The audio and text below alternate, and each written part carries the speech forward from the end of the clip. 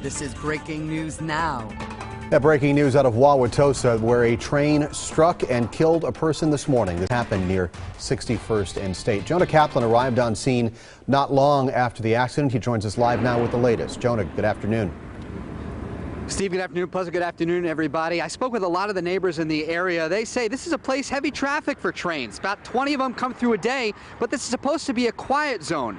No one we spoke with actually saw the collision or the impact, but they certainly did hear it.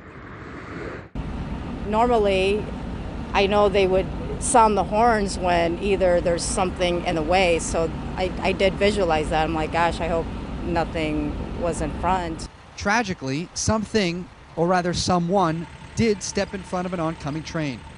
Irene Baxter heard the blast of the horn just after 8 a.m. It was, I would say, 30 seconds. It was pretty long. I'm like, oh my gosh, is this going to stop? And then finally it did stop.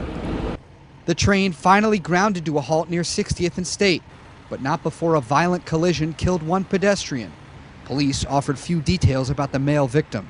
I'm sad for the loss of that person and their family. While some neighbors heard what happened, others only found out something when they passed by. You didn't have to be an adult to understand the severity of the situation. What scares you about this? It's about like people getting hurt, and then sometimes they don't live, and I'm scared that that's going to happen to me. 11-year-old Noriko Kelly also shared a very mature perspective. So for you, what do you learn from this? Not to run around and everything in the streets, and make sure the sign is clear when you want to go across the streets or something. On a number of the train cars, you'll see the labels of a Canadian flag or the letter CP rail, stands for Canadian Pacific. The company had no immediate comment. We're live in Wauwatosa. Jonah Kaplan, today's TMJ4. All right, Jonah, thanks very much. And this happened not far from the site of another deadly accident.